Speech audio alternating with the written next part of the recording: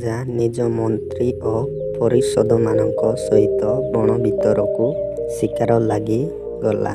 ଦୁର୍ଭାଗ୍ୟ ବଣ ତ ଦଳଟାରୁ ଅଲଗା ହୋଇଗଲା।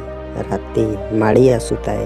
ରାଜା କୌଣସି ଉପାୟ ନ ପାଇ ଏକ ଗୁମ୍ଫା ଭିତରେ ଆଶ୍ରୟ ନେଲା। ତେବେ ସେଠାରେ ଗୁମ୍ଫା ଭିତରେ ରାତ୍ରି ଯାପନ କରିବା ଥିଲା ବିପଦମୟ। ରାଜା ଉଭୟ ଯତସତ ହୋଇ ଗୁମ୍ଫା ଭିତରେ ଲୁଚି ବସିଲା।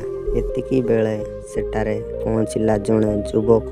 ଗୁମ୍ଫା ବାହାରେ ସୁନ୍ଦର ଘୋଡ଼ା ଠିଆ ହୋଇଥିବାର ଦେଖି ସେ ବୁଝିପାରିଲା ଯେ କେହି ଜଣେ ସମ୍ଭ୍ରାନ୍ତ ବ୍ୟକ୍ତି ବିପଦରେ ପଡ଼ି ଗୁମ୍ଫା ଭିତରେ ଲୁଚି ରହିଛି। ସେ ସ୍ଥିର ହେଲା ଯେ ଗୁମ୍ଫା ଦ୍ୱାରରେ ରାତି ସାରା ଜଗି ଗୁମ୍ଫାରେ ଆଶ୍ରିତ ବ୍ୟକ୍ତିଙ୍କୁ ସୁରକ୍ଷା ଦେବା ପାଇଁ। ରାତିରେ ସେ ବାହାର ଜଗିଲା।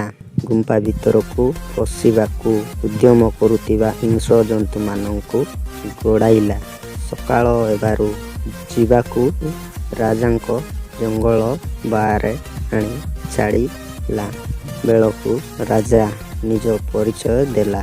ଯୁବକ ତଟସ୍ଥ ହୋଇଗଲା।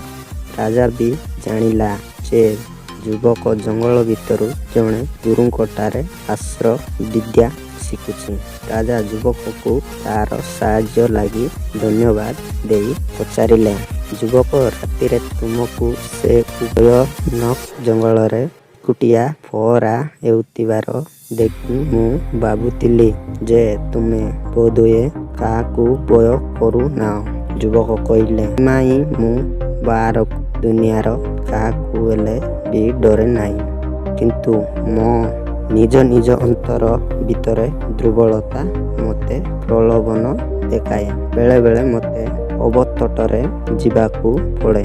ମୋତେ ସୁବିଧା ଭୋଗୀ ହେବାକୁ ଶୁକାଏ। ତାହାକୁ ଜବତ କରିବା ପାଇଁ ମୁଁ ସଦାବେଳେ ପ୍ରସ୍ତୁତି ହୋଇ ରହିଥାଏ। ରାଜା ଯୁବକଙ୍କର ହାତ ଧରି କହିଲା, ଧନ୍ୟ ତୁମେ, ଧନ୍ୟ ତୁମର ବିଚାର।